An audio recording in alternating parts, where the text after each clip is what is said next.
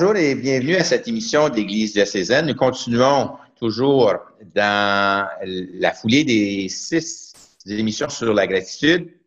C'est toujours l'idée d'évangéliser par la gratitude. Alors, aujourd'hui, j'ai le plaisir d'avoir avec moi Monseigneur Thomas Dowd. Bonjour, Monseigneur. Bonjour. Et nous allons parler spécifiquement, centré sur l'Eucharistie. L'Eucharistie qui veut dire action de grâce, gratitude, n'est-ce pas? Exact. Alors, je ne sais pas si tu chantes un petit peu, toi? Un petit peu. Un petit peu. Est-ce qu'on peut prendre Veni Creator Spiritus? Oui, bien sûr. OK. Hôte très doux Qui visite notre cœur, offre de paix et repos du travailleur. Vive lumière, nos vies reprennent feu. brise légère où se cache notre Dieu. Veni Creator Spiritus, Veni Creator Spiritus, Veni Creator Spiritus. Alors, Monseigneur, juste que tu saches, chaque automne et chaque temps du carême, nous avons ces échanges et ceci, c'est le dernier échange de la série de l'automne. Alors, une des choses qu'on nous demande, c'est de voir les bienfaits que nous avons reçus dernièrement. Pouvez-vous nous partager un ou deux bienfaits qui vous ont marqué ces derniers jours, ces dernières semaines, ces derniers mois? Il me semble que c'est assez évident dans mon cas. Bien sûr, mon cœur est plein de gratitude pour la nomination que j'ai reçue du pape François, qui m'a nommé le 22 octobre comme futur évêque diocésain de Sault-Sainte-Marie. Alors, j'étais à Sudbury la semaine dernière pour une rencontre toute la semaine avec les membres de l'équipe diocésaine. J'ai pu voir un peu la ville, etc. Et je rends grâce au Seigneur pour cette nomination et la chance de rencontrer tous ces gens. C'était vraiment, j'ai rencontré des gens qui sont vraiment pleins d'un esprit de service et j'ai hâte de commencer cette nouvelle étape dans ma vie et dans mon ministère. J'ai un petit peu parti pris, mais oui, c'est un bon groupe. Oui, c'est un bon groupe. Moi, j'ai quelque chose que je suis reconnaissant. C'est drôle. Les gens vont peut-être trouver ça bizarre, mais moi, j'ai un qui prédispose au cancer. Donc, ça m'oblige à un examen annuel. Et on a découvert 2 polypes vendredi dernier. Et le médecin était un petit peu déçu. Puis il dit non, moi, je suis content parce que si on les trouve maintenant, pas de cancer plus tard. C'est plate, c'est une petite affaire niaiseuse. Les gens ne s'imaginaient pas. Tu es content d'avoir des polypes? Non. Mais de les avoir découverts à temps.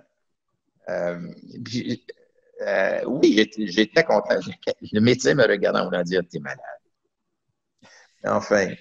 C'est précisément que tu ne veux pas devenir malade. C'est ça, Alors, c'est oui, ça. Oui, je et comprends. qu'on ait les techniques aujourd'hui de pouvoir détecter ce qui peut devenir un danger. Moi, je suis dans la gratitude. Je suis très, très, très, très reconnaissant pour ça. Les gens ne penseraient pas à dire ça, je pense. Et pourtant, voilà. Je comprends très bien. Mon père a eu 2 cancers de ce type. Et puis, il passait souvent des examens. Ça fait partie de notre historique médical dans la famille. Alors, je comprends très bien l'importance. Oui. Il y a beaucoup de cancers dans ma famille à moi à cause de ce défaut génétique. Mais tu sais, de dire l'ingéniosité humaine grâce à l'esprit. On a parlé de l'esprit, là, mais l'esprit qui éclaire les gens pour dire, écoute, va donc explorer ça, voir ce qu'on peut faire. Et ça, c'est merveilleux. C'est absolument merveilleux.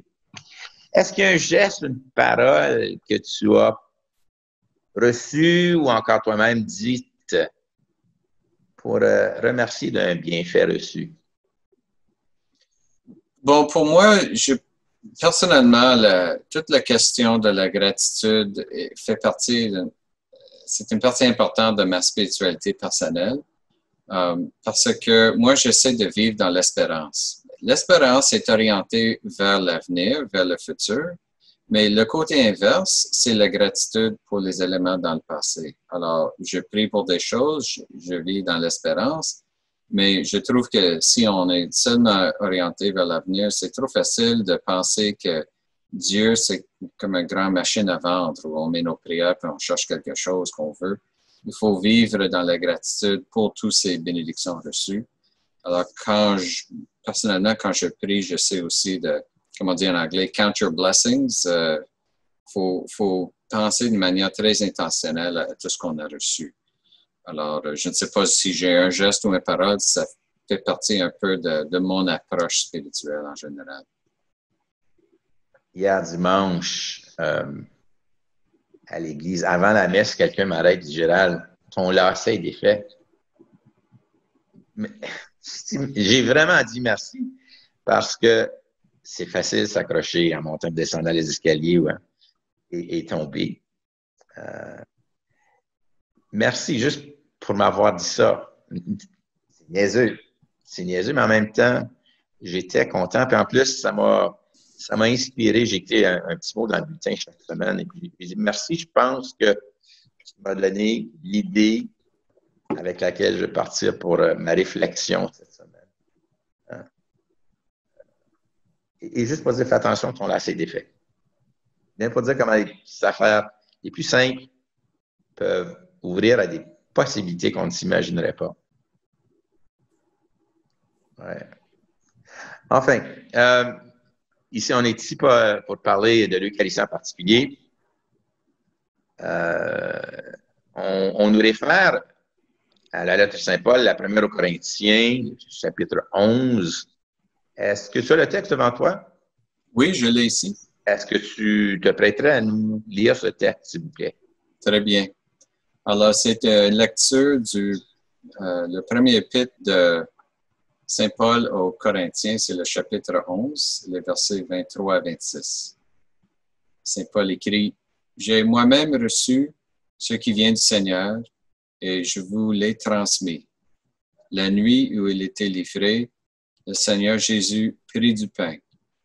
Puis, ayant rendu grâce, il le rompit et dit, « Ceci est mon corps qui est pour vous. Faites cela en mémoire de moi. » Après le repas, il fit de même avec la coupe, en disant, « Cette coupe est la nouvelle alliance en mon sang. Chaque fois que vous en boirez, faites cela en mémoire de moi. Ainsi donc, chaque fois que vous mangez ce pain et que vous buvez cette coupe, vous proclamez la mort du Seigneur jusqu'à ce qu'il vienne. » Acclamons la parole de Dieu. Louange à toi, Seigneur Jésus.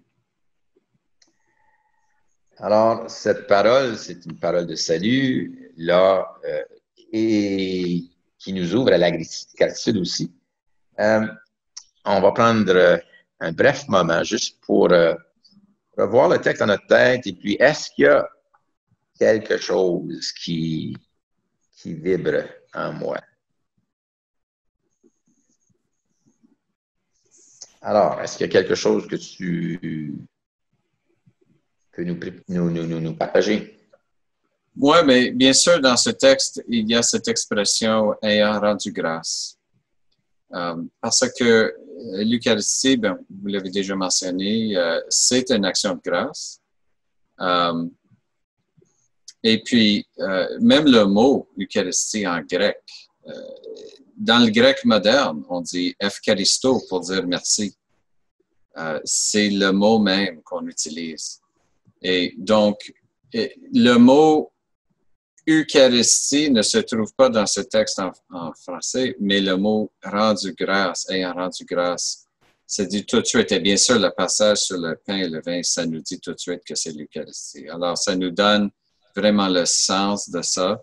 Et pour moi, c'est un rappel que quand on vient louer le Seigneur ensemble par l'Eucharistie, nous sommes appelés à être des gens de gratitude. Que ça fait partie de notre ADN spirituel, notre ADN catholique. ADN, oui, c'est vrai. C'est vrai. Moi, j'aime beaucoup, et ça revient à deux reprises, dans la mémoire de lui. Là où je rends grâce là-dedans, c'est, oui, il y a faire mémoire de ce qui est arrivé à ce moment-là, à ce repas-là, mais pour moi, il faut aller bien au-delà de cela. On ne peut pas juste rester là. C'est faire toute notre vie en mémoire de Jésus. Alors, de savoir rendre grâce pour le connaître d'abord, et ensuite, rendre grâce parce qu'il nous donne des pistes nécessaires pour vivre comme lui. Puis, récemment au dimanche, hein, on entendait, je ne veux pas que vous vous trompiez, hein, nous autres, nous croyons que Jésus est mort et ressuscité. Et je paraphrase là, et nous espérons que nous irons avec le ressuscité auprès du Père. Alors, tout ce qu'on fait en mémoire de lui, pas juste la célébration eucharistique, mais notre vie en entier est action de mémoire. Mémoire de Jésus qui nous inspire comment vivre afin de pouvoir, avec lui, nous rendre jusqu'au Père. Alors, c'est d'être reconnaissant que Jésus est là tout au long de notre vie, en tout.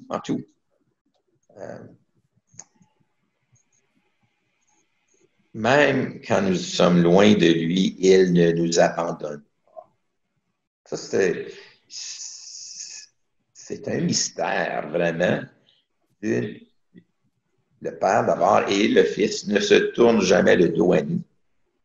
Et quand on prend le temps de s'en rappeler, de faire mémoire de cela, d'être dans l'émerveillement, dans la gratitude, comment ça que tu ne me mets pas de côté, comment ça que tu ne m'oublies pas, quelle merveille. Merci.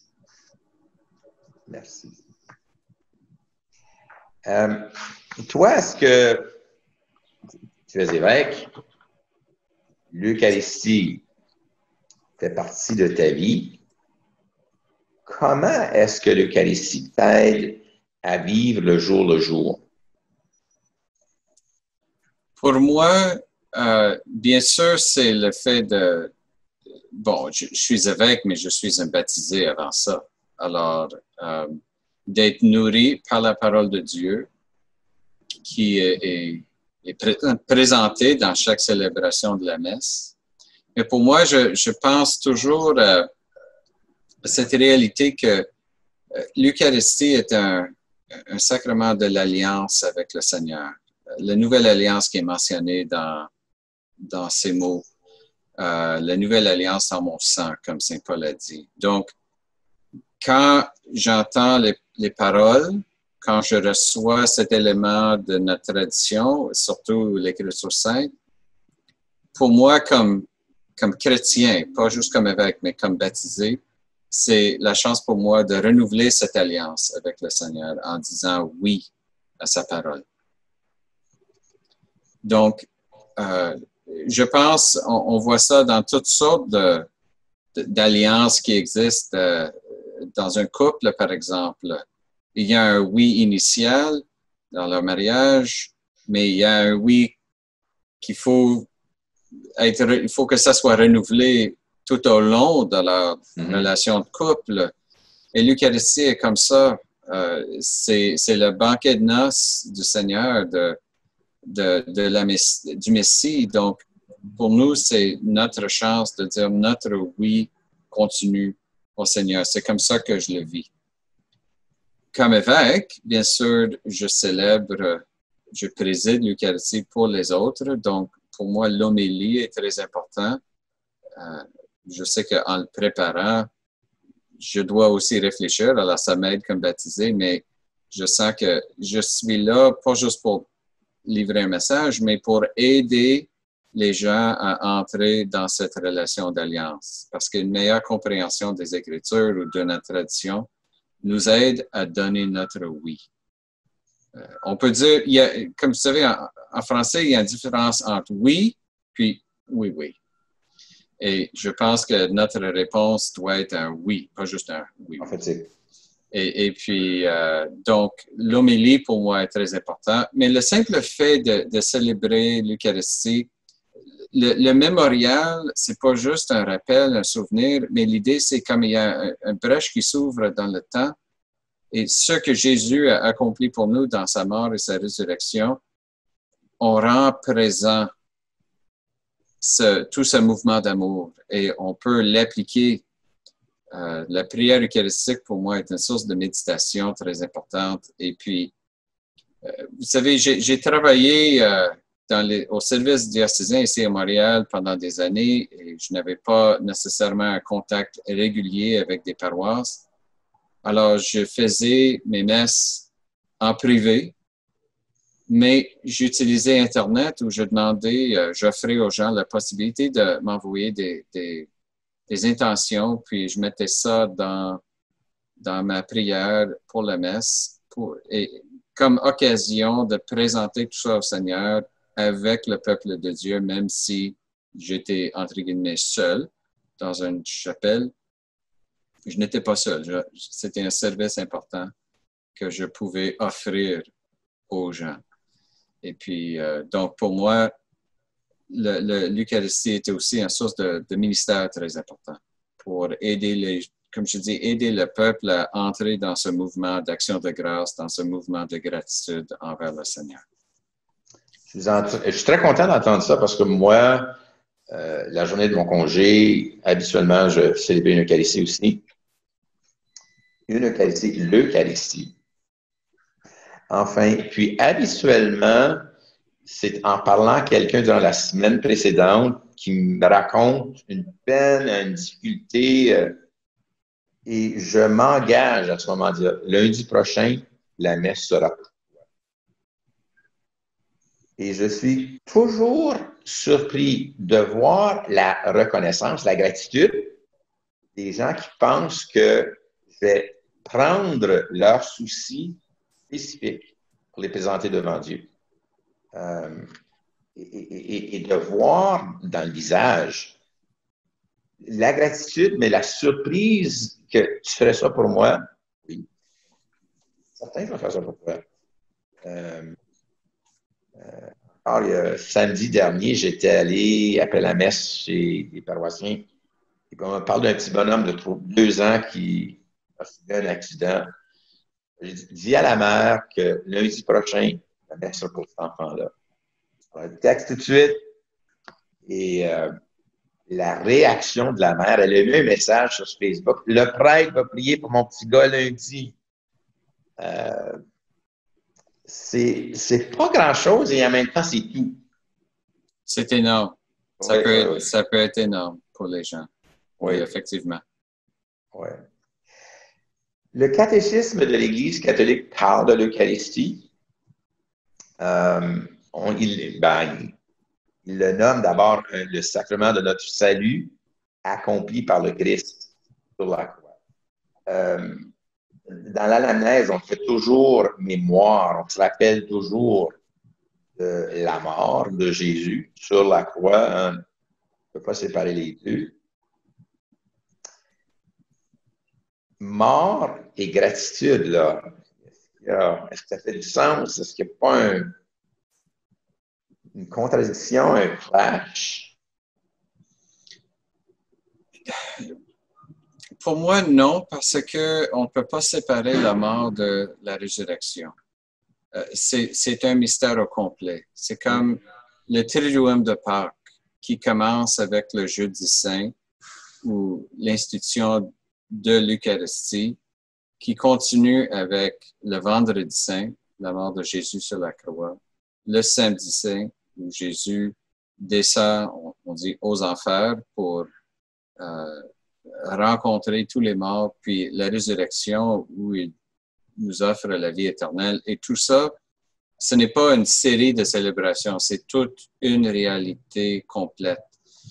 Donc, de parler de gratitude au Seigneur, c'est de dire merci pour tout ce qu'il nous a donné dans sa mort et dans sa résurrection et tout le mémorial de tout ça qu'il nous a donné aussi.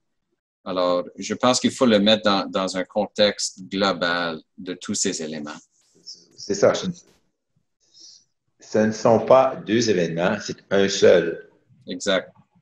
Et j'ai fait exprès pour le dire au pluriel au commencement, je le reprends au singulier. Ce ne sont pas deux événements, c'est un seul. Alors, toujours dans le catéchisme, on parle, mais pas juste dans le catéchisme, on le rappelle là, hein, un sacrifice d'action de grâce. Sacrifice, habituellement, c'est quelque chose qui n'est pas facile. Comment ça, cette célébration, ce geste, cette prière, ce moment d'action de grâce, de joie, est aussi sacrifice? Je pense que pour nous, souvent, on pense à un sacrifice comme un élément pénible. Ce n'est pas nécessairement ça. Dans l'Ancien Testament, il y avait des sacrifices comme des holocaustes, par exemple, où, oui, il y avait un élément de repentir, par exemple. Mais chez les rabbins, c'est très curieux, mais dans le texte qui s'appelle le Talmud, c'est le commentaire des rabbins de la tradition de Moïse, et il mentionne que dans l'ère du Messie, tous les sacrifices seraient abolis, sauf un. Ils appellent ça en hébreu le Toda, qui est le sacrifice d'action de grâce. Toda se traduit en grec par Eucharistie.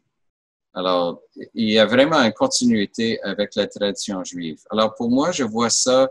Qu'est-ce qu'un sacrifice d'action de grâce? C'est pas l'autre forme de sacrifice qui est simplement réappliquée à d'autres choses. C'est vraiment une réalité en soi. Quand on fête quelqu'un, quand on veut dire un grand merci, alors on organise un banquet, quelqu'un prend sa retraite, quelqu'un de notre travail, alors on organise un lunch, quelqu'un a fait quelque chose de grand pour la société, on organise un banquet en son honneur.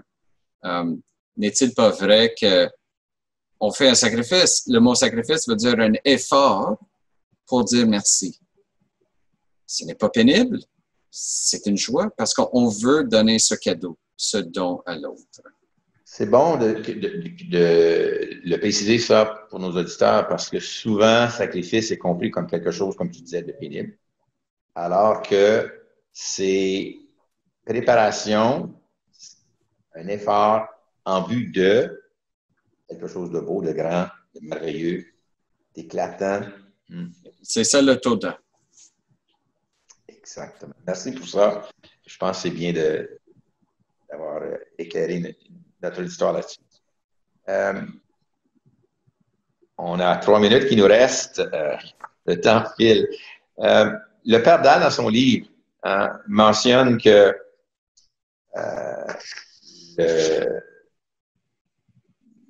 l'Eucharistie, c'est une gratitude la plus profonde pour tout ce que Dieu accomplit. Alors, il parle de la création, il parle de la rédemption, le fait qu'il nous sauve, la sanctification qui nous rend meilleurs. As-tu un commentaire à faire là-dessus, toi? Juste pour dire que l'Eucharistie est un sacrement d'initiation, donc la première communion existe, mais la première est suivie par une deuxième communion, une troisième, etc. C'est une initiation qui continue dans le temps. Ça veut dire que nous sommes appelés à vivre ça toujours avec une espérance, comme j'ai dit, avec aussi la gratitude pour le passé et de prendre chaque occasion comme un moment pour grandir dans notre foi, grandir dans notre relation avec le Seigneur. Moi, je veux te remercier, mais les Eucharisties que tu as vécues dans ta vie, aujourd'hui, dans 1 minute, ont contribué quoi à faire de toi qui tu es aujourd'hui?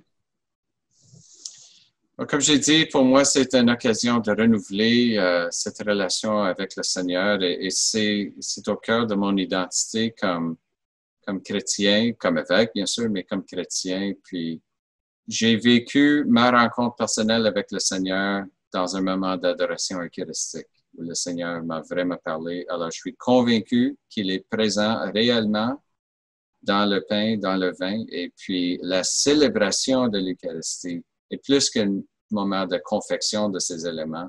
C'est une porte d'entrée dans cette relation par une action de grâce. Et pour moi, c'est irremplaçable. Monseigneur, je veux vous remercier. Merci à vous. On va probablement avoir l'occasion de faire d'autres entrevues dans les années qui viennent. Espérons. Alors, chers téléspectateurs, il m'a fait plaisir d'avoir cette première rencontre avec vous, avec notre nouvel évêque. Je vous dis à la prochaine. J'en profite aussi pour vous souhaiter de vivre un très bon Avant qui commence très bientôt, de pouvoir marcher dans la présence de Jésus en toute gratitude pour arriver à Noël, célébrer Noël, la venue du Christ dans notre vie. Alors, Gérard La Jeunesse qui vous dit à la prochaine. Mais pour cela, ne faut-il pas tant de foi, apprendre encore à être vrai, apprendre à se